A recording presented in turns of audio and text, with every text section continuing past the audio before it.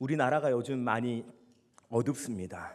왜냐하면은 이 최순실 게이트 이것 때문에 박근혜 대통령 탄핵 이런 걸로 인해서 많은 전국적으로 데모가 일어나고, 그것뿐만 아니고 지금 미국 트럼프가 대통령이 됨으로 말미암아 미국에서도 한인들이 바짝 긴장하고 있습니다. 이민자들에 대해서 어떠한 정책이 나올 것인가 라는 것 때문에, 그리고 경제에 있어서도 어떠한 지금 경제적인 우리가 불이익을 당하지 않을까, 군사적으로도 지금 동맹 관계에 있어서 어떠한 큰 변화가 있지 않을까라는 그러한 많은 긴장된 상황 가운데 있습니다. 최순실 게이트로 말미암아 이렇게 됐는데요. 미국에서는 이 화면에 한번 보여주시겠습니까? 파워포인트 혹시 준비됐으면 괜찮습니다. 예. 이게 뭐냐 하면은요, 이게 워러게이트입니다.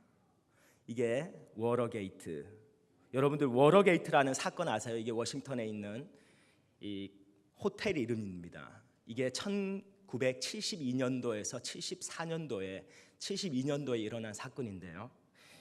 민주당 그 당시에 선거지휘본부가 여기에 있었습니다. 근데 이 닉슨 대통령이 이 불법적으로 그 당사에 사람들 보내가지고 침입하고 그리고 도청하는 일로 말미암아 닉슨이 탄핵을 받고 1974년도 8월 9일 날 대통령직을 사퇴하는, 미국 역사상 최초로 임기 중에 사퇴한 대통령으로 역사에 남게 되었습니다. 뭐가 문제냐 보니까 정치가 문제예요. 그렇죠? 정치라는 것이 상당히 문제가 있어요. 중요하긴 한데 또한 정치라는 것이 상당히 문제가 있어요. 그래서 제가 성경에서 정치라는 그 단어가 어디에서 먼저 나오는가 보니까 창세기에 나오더라고요. 창세기 1장 26절 그리고 28절에 나오는데요. 28절 말씀이 이렇게 기록하고 있습니다. 하나님이 그들에게 복을 주시며 하나님이 그들에게 이르시되 생육하고 번성하여 땅에 충만하라, 땅을 정복하라, 바다의 물고기와 하늘의 새와 땅에 움직이는 모든 생물을 다스리라 하시니라. 하나님께서 이 세상을 창조하시고 인간을 창조하시면서 축복하셨습니다. 그리고 나서 인간으로 하여금 명령을 내리셨습니다. 뭐냐? 이 세상의 이 모든 만물들을 너희가 다스리라는 그러한 명령을 하셨습니다. 여기에서 다스리다라는 단어가 바로 정치라는 단어입니다. 정치가 무엇이 정치냐? 이 세상을 창조하신 창조주를 드러내는 것이 정치의 목적입니다. 또한 정치라는 것은 하나님께서 우리를 통해서 하나님의 뜻을 이루어가는 것이 바로 정치입니다.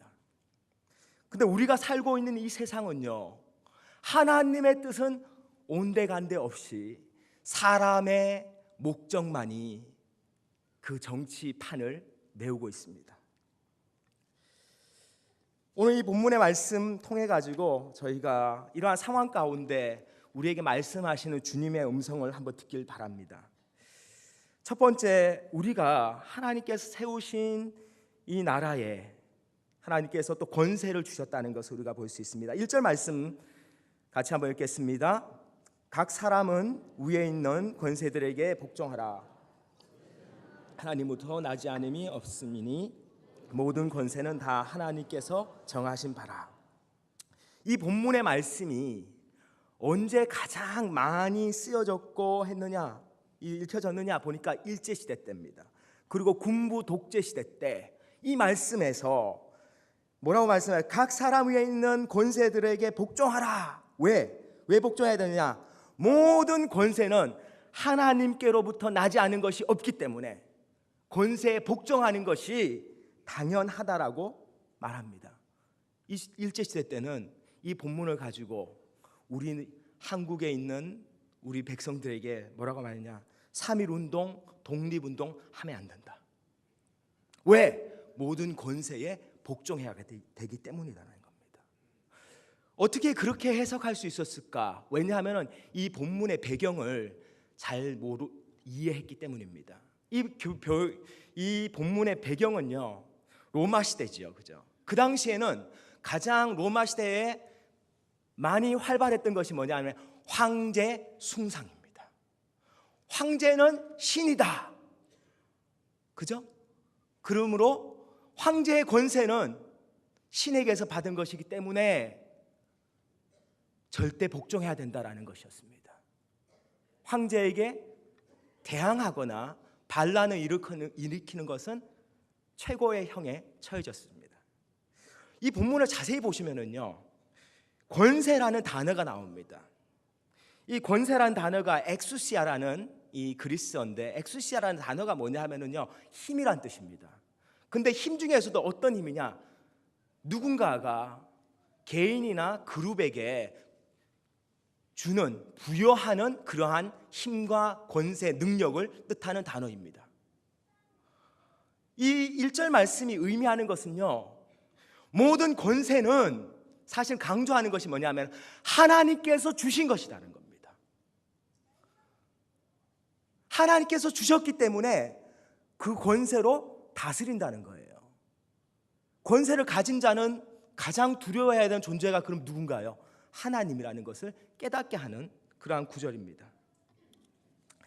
이 단어가 또한 언제 쓰여졌느냐 찾아보니까 예수님께서 빌라도의 법정에서 서셨을 때 요한복음 19장 11절에 예수님께서 이렇게 대답하고 있습니다. 예수께서 대답하시되 위에서 주지 않으셨더라면 나를 해할 고난이 없으리니 그러므로 나를 내게 넘겨준 자의 죄는 더 크다 하시니라.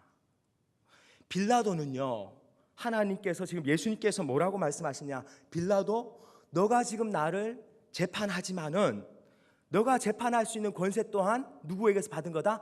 하나님께서 허락하셨기 때문에 받은 것이다. 그러므로 너는 하나님을 경외해야 된다라는 것을 말씀하고 있습니다. 그런데 빌라도가 어떤 일을 하나요? 재판정에서 증인들이 나왔습니다. 그리고 그러한 것을 들었습니다. 그리고 빌라도가 깨달은 것이 예수님에게는 죄가 없다라는 것을 깨달았습니다.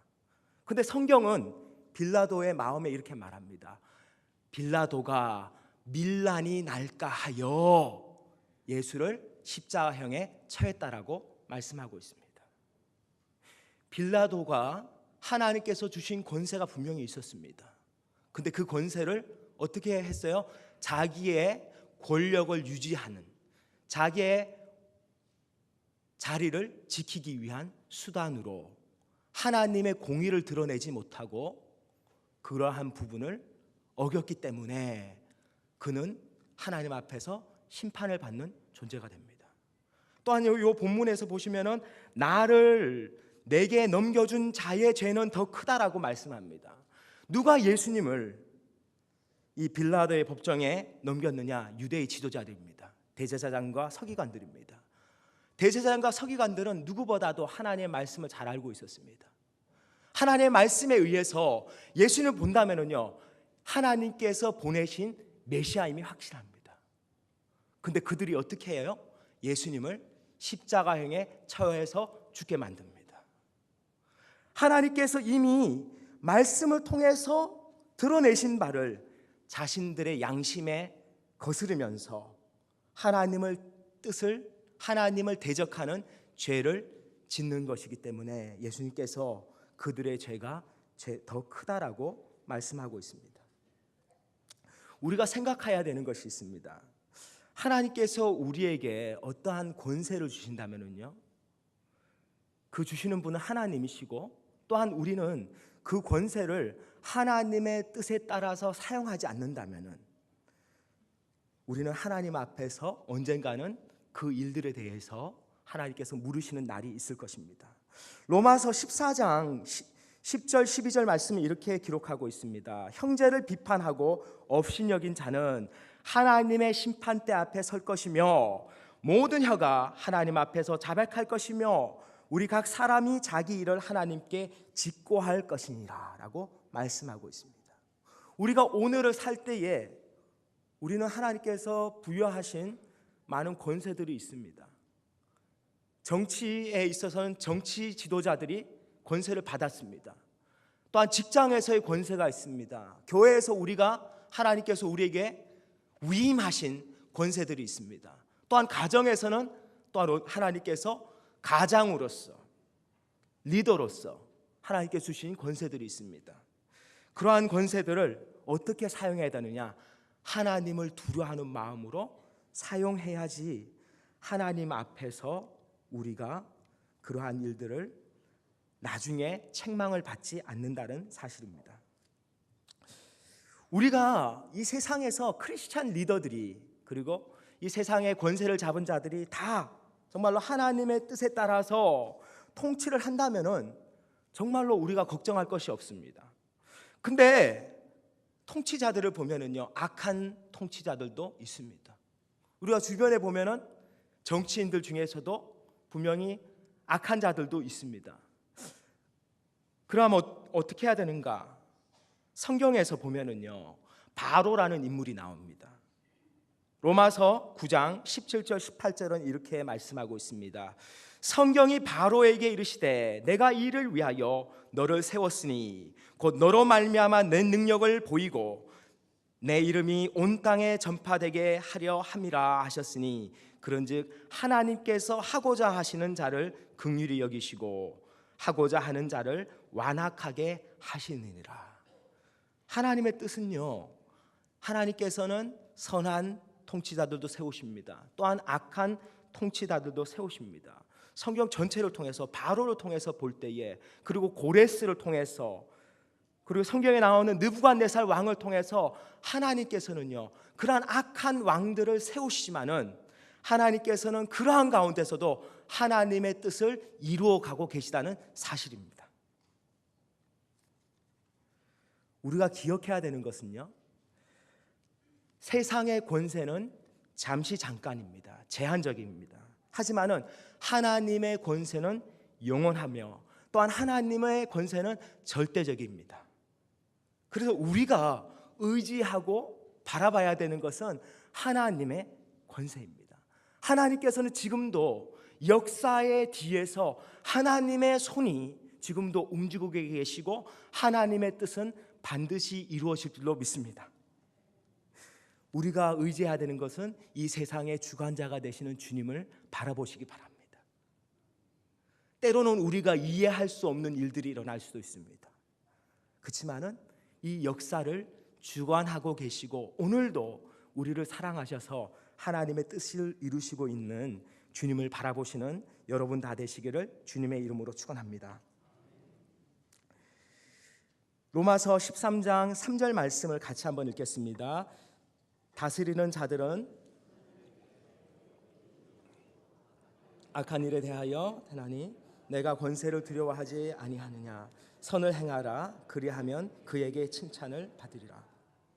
하나님께서 이 세상을 만드셨어요. 그리고 이 세상을 통치하는 자들에게 권세를 주셨습니다. 왜 그러냐 하면은 하나님께서는 이 세상을요, 그러한 권세자들을 통해서 하나님의 질서를 이루어가고 계시고 하나님의 뜻을 하나님께서 이루어가고 계십니다.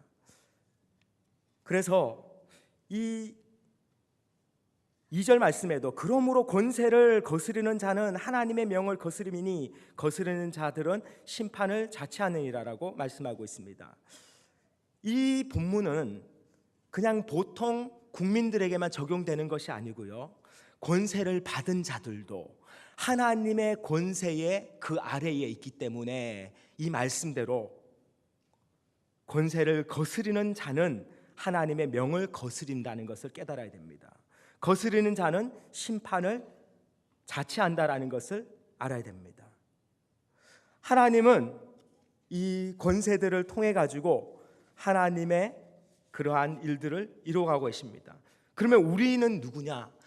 하나님께서 주신 이 권세를 지금 현재 가지고 있는 자들은 누구냐 하면은 성경에서 그 사람들은 청지기라고 말씀하고 있습니다. 누가복음 그 다음 절 한번 읽어보시겠습니까? 누가복음 13장 4절 말씀 같이 한번 읽겠습니다. 그는 하나님의 사역자가 되어 내게 선을 베푸는 자니 그러나 내가 악을 행하거든 두려워하라. 그가 공연히 칼을 가지지 아니하였으니 곧 하나님의 사역자가 되어 악을 행하는 자에게 진노하심을 따라 보응하시는 자라. 하나님의 사역자라고 말합니다. 세상의 통치자들을 하나님의 입장에서 볼 때는 하나님의 사역자인데 요 단어가 사역자라는 단어가 디아코노스라는 단어인데 이 단어에서 뭐가 나왔냐? 디컨이라는 단어가 나왔습니다. 집사라는 단어가 여기서 나왔습니다. 섬기는 자, 청직이라는 단어입니다. 하나님께서는 이 세상을 하나님께서 원하시는 것을 만들어 가시기 위해서 하나님께서는 그러한 사람들을 세우셨고 권세들을 주셨습니다. 그래서 세상의 권력을 가지고 있는 자들은요, 하나님의 뜻에 따라서 다스리지 않으면은 하나님께서 그 사람들 또한 심판하시겠다라고 말씀하고 있습니다. 성경에 누가복음이 사실은 제가 보니까 누가복음은 청지기장이라고 저는 이름하려고 합니다. 거기에 보면은 하나님께서 첫 번째로 말씀하시는 것은요, 믿음의 청직이라는 것을 보여주십니다.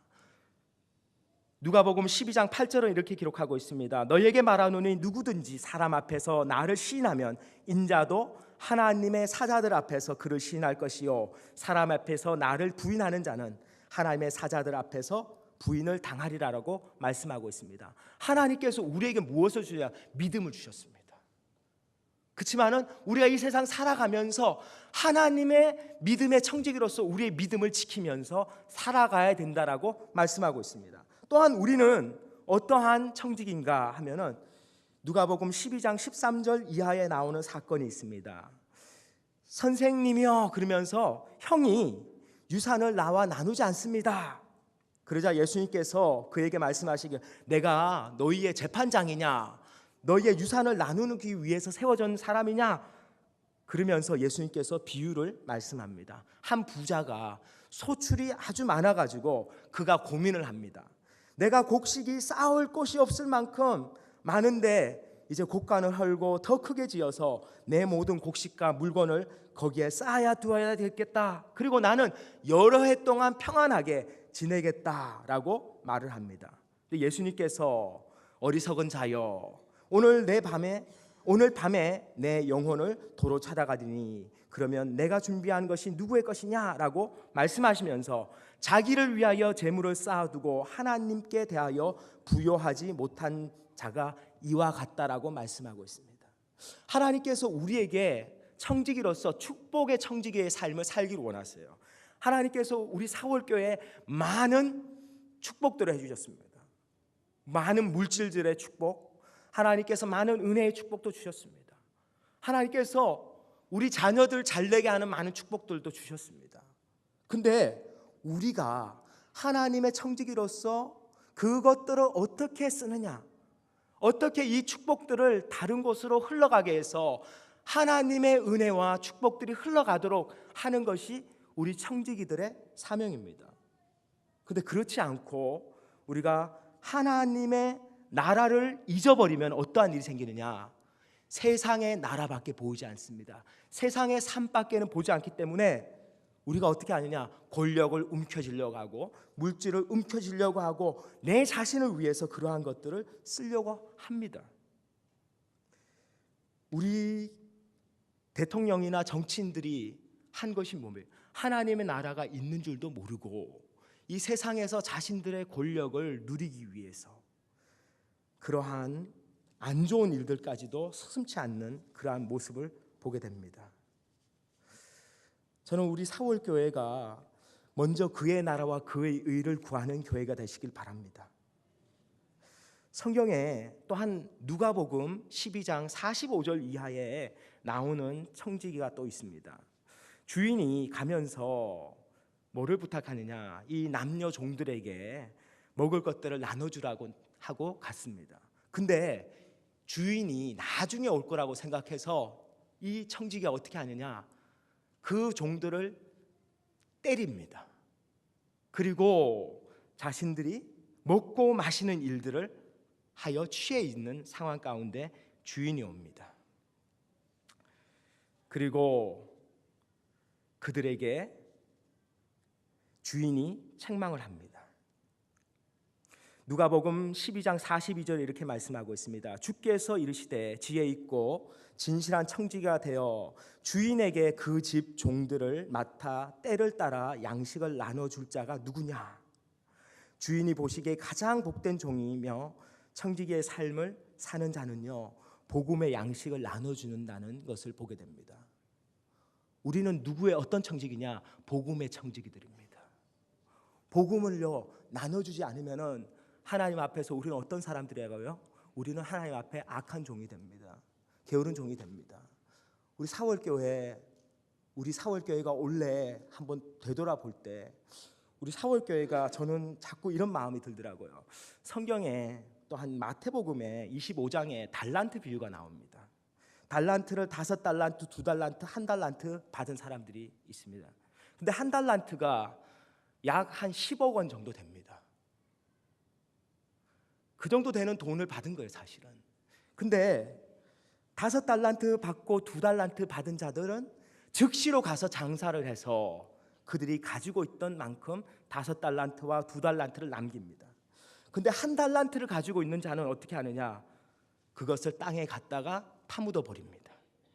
그리고 주인이 왔을 때 그것을 보여드렸습니다. 근데 주인은 뭐라고 말씀하시냐? 아마 청지기는 이렇게 생각했습니다. 1달란트 받은 거 그래도 잃어버리지 않고 돌려드리니까 되는 거 아니냐? 근데 주인께서는 악하고 게으른 종이라고 책망을 하십니다. 우리 사월교회가 원래 많은 예산이 남았습니다. 우리가 한번 생각해 봐야 됩니다. 왜 그러한 예산들이 남았는가? 우리가 하던 사역들, 실버 사역, 전도, 집회, 다른 많은 것들에 있어서 우리 사월교회가 혹시 그러한 일들, 복음을 전하고 하나님의 뜻을 이루어가고 하나님께서 원하시는 일들에 선교와 전도에 그러한 일들을 매진해야 되는데 매진하지 않았기 때문에 남은 돈이 아닌가라는 걱정이 생깁니다. 우리 사월교회는요, 하나님 앞에 청지기입니다. 하나님 앞에 청지기로서 하나님의 뜻을 밝히 알고 거기에 순종해야지만 됩니다. 왜? 하나님께서 권세도 주셨습니다. 능력도 주셨습니다.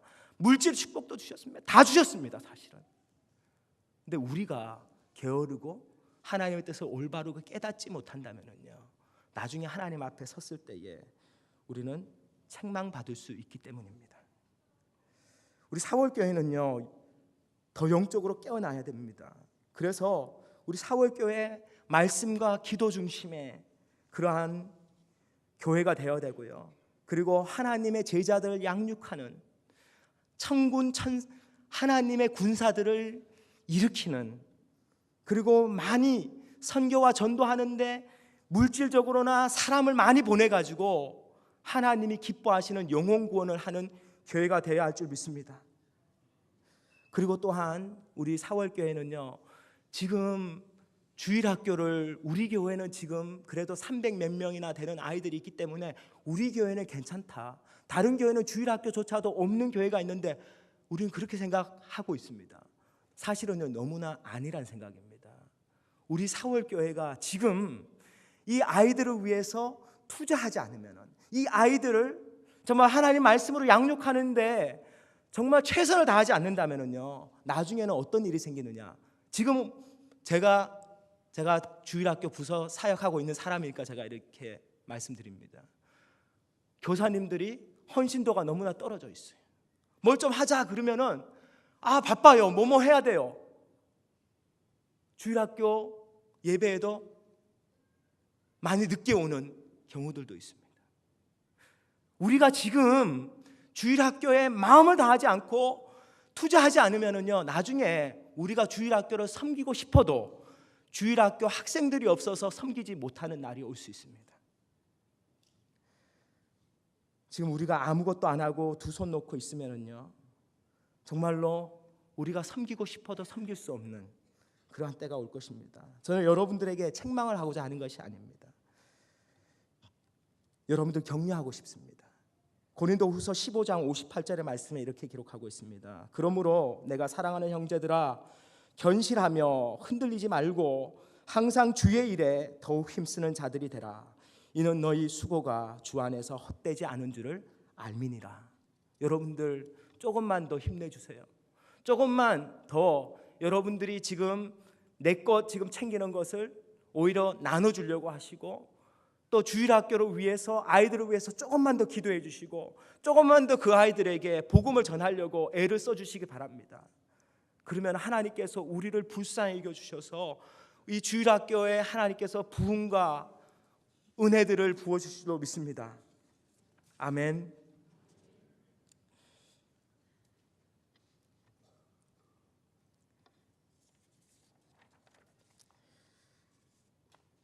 로마서 13장 5절 말씀을 같이 한번 읽겠습니다. 그러므로 복종하지 아니할 수 없으니 진노 때문에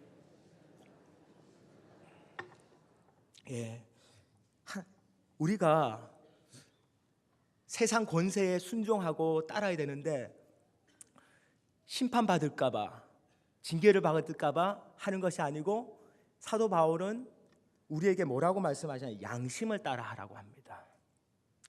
양심이라는 것이, 이 단어가 conscience라는 단어인데, 칸이 함께하다라는 뜻입니다. scientia라는 단어가 이것이 지식이라는 뜻입니다. 지식과 함께하는 것이 양심이라는 거예요. 이것은 성경적인 컨텍스트로 볼 때 뭐냐 하면은요, 하나님의 말씀을 알면 알아갈수록 그 말씀에 순종하고자 하는 마음입니다. 우리 내면에 우리가 그러한 하나님의 뜻을 따르려고 하는 그러한 마음을 가지고 주님의 뜻을 이루려고 해라라고 말씀하시는 것입니다. 우리 크리스찬들은 하나님의 말씀에 또한 순종해야 되고 하나님의 뜻을 따라 살아가야 됩니다. 세상의 권력자들이 시키는 대로 무조건 하는 것이 아닙니다. 악한 것을 직면하더라도 그냥 외면하는 그러한 것이 아닙니다. 전제가 있습니다. 세상의 권세는요, 제한적입니다. 그래서 어떤 때 우리가 해야 되느냐, 우리가 세상의 권세와 하나님의 뜻이 맞지 않을 때는 우리는 이중 국적자이기 때문에 세상의 국민이기도 하지만 하나님 나라의 국민으로서 하나님의 뜻이 더 우선적이라는 것입니다. 그래서 양심에 따라서 하나님을 아는 지식대로 우리가 순종하고 나가야 됩니다.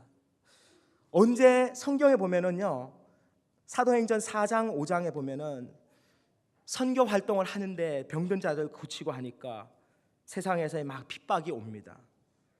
그때에 이 전도자들이 이렇게 말합니다. 하나님보다도 너희 말 듣는 것이 옳은지 판단하여 보라라고 말씀합니다. 복음을 전하기 위해서는요, 우리가 타협할 수가 없습니다. 세상 권력이 우리를 못하게 막는다 하더라도 복음을 전하는 거에 있어서는 우리가 어떻게든지 해야 됩니다. 또한 우리가 언제 하느냐, 세상 권력과 하나님의 뜻이 다를 때가 언제냐 하면은 우리의 신앙 양심에 걸릴 때입니다. 세상에서 내 위에 있는 상사가 나에게 사기치라, 아니면 나쁜 일들을 하라라고 하더라도 우리는 신앙 양심이 있기 때문에, 그죠? 또한 일제시대 때 신사참배하는 부분도 마찬가지입니다. 우리의 신앙 양심에 따라서 우리가 했기 때문에 순교자들이 있었고 끝까지 하나님만을 예배하려고 하는 자들이 있었습니다. 저에게 이렇게 묻는 분들이 있습니다. 요즘 우리나라에 이러한 박근혜 대통령 탄핵 운동을 하는데 그러한 운동에 우리 크리스찬들도 참여해야 되지 않습니까? 우리 나가서 같이 그래도 피켓 들고 데모해야 되지 않습니까? 라고 묻는 분들이 있습니다. 저는 제가 아는 목사님이, 저희 담임 목사님, 미국에 있을 때 저희 담임 목사님이 총신에서 총신대학과 총신신대원을 졸업하셨는데요, 이분이 총신대학에 3학년 있을 때 한국에서 무슨 일이 있었느냐 하면은 한일 회담이 있었습니다. 전국적으로 반대 운동이 일어났었어요.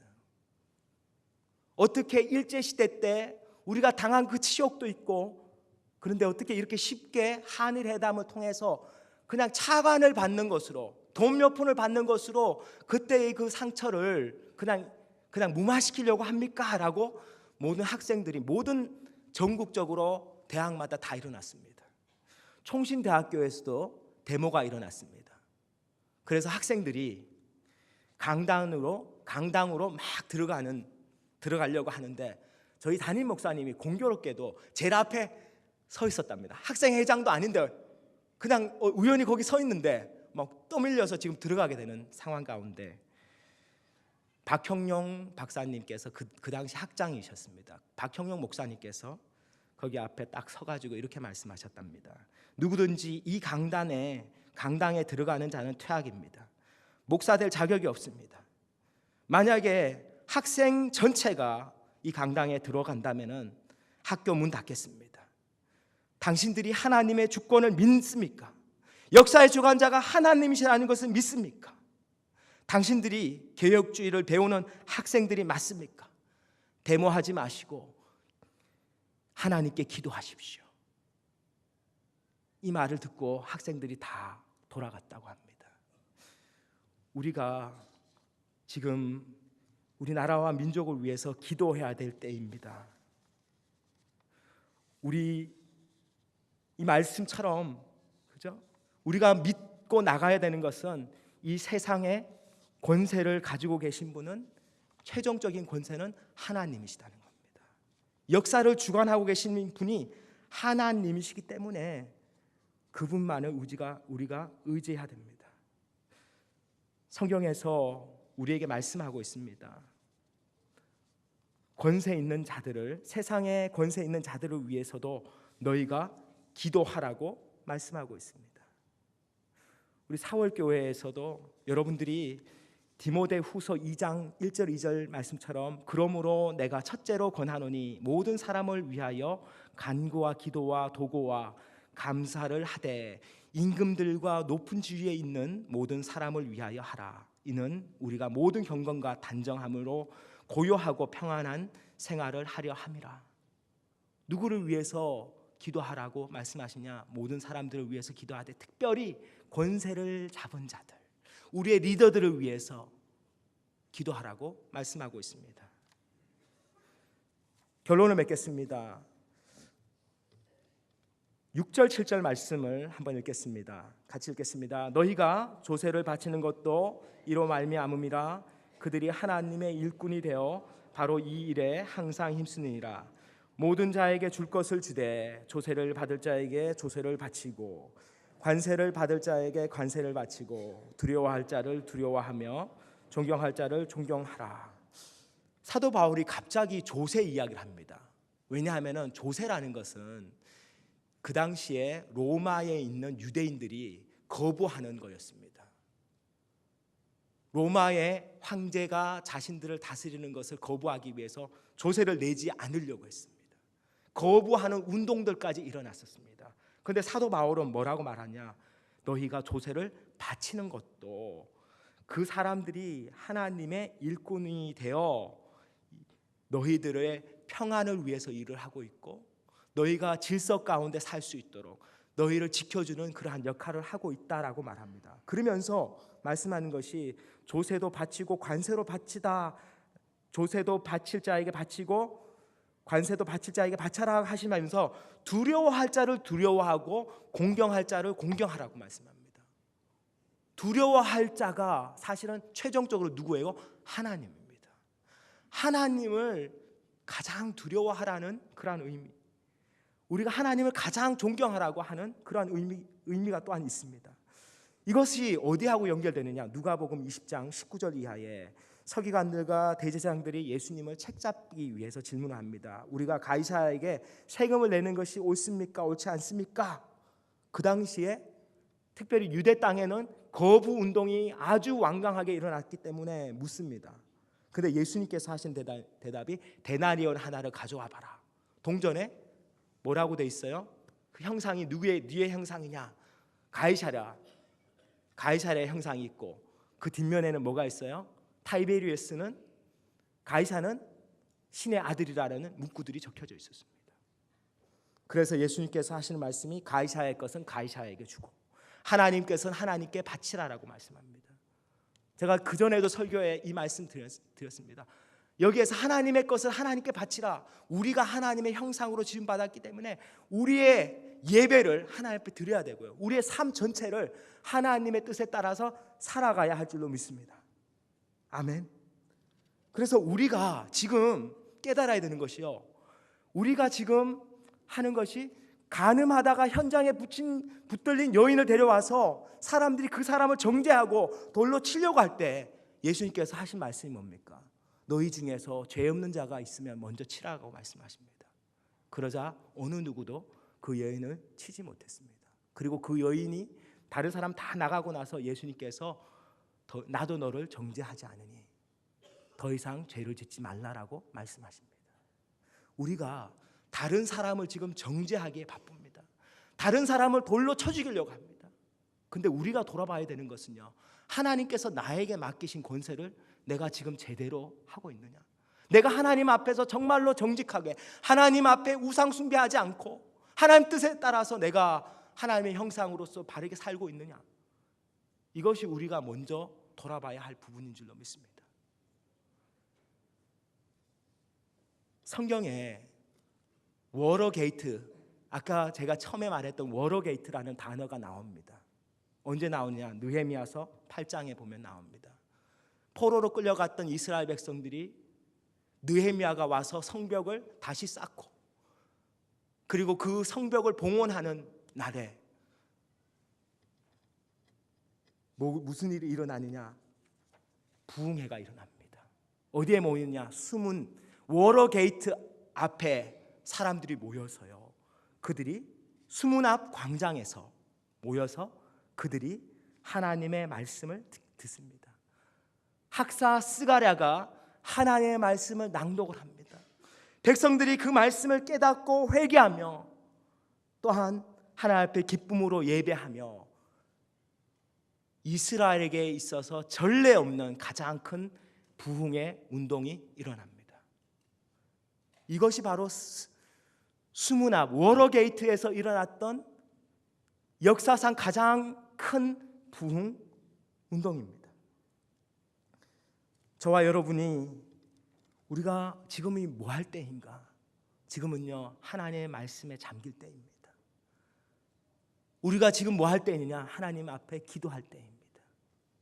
이들이 한 것은 뭐냐? 자신들의 죄악을 깨달았었고, 자신들의 조상들이 하나님의 말씀을 떠나서 우상을 숭배하고 하나님 앞에 징계를 받아서 70년 동안 포로 생활을 했었구나라는 것을 깨달았습니다.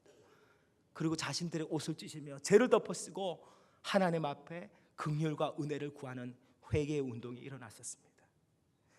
저와 여러분이 우리가 하나님 앞에 은혜를 구하시기 바랍니다. 하나님, 이 나라를 불쌍히 여겨주시고 하나님 은혜를 베풀어 주셔서 정말로 우리가 하나님의 청지기로서 하나님의 뜻을 이루어갈 수 있도록 하나님께서 우리의 심령의 부흥을 이뤄달라고, 하나님 우리의 삶이 부흥으로 말미암아 변화를 받고 하나님께로 돌이키는 삶을 살아갈 수 있도록 그렇게 기도하시는 여러분 다 되시기를 주님의 이름으로 축원합니다.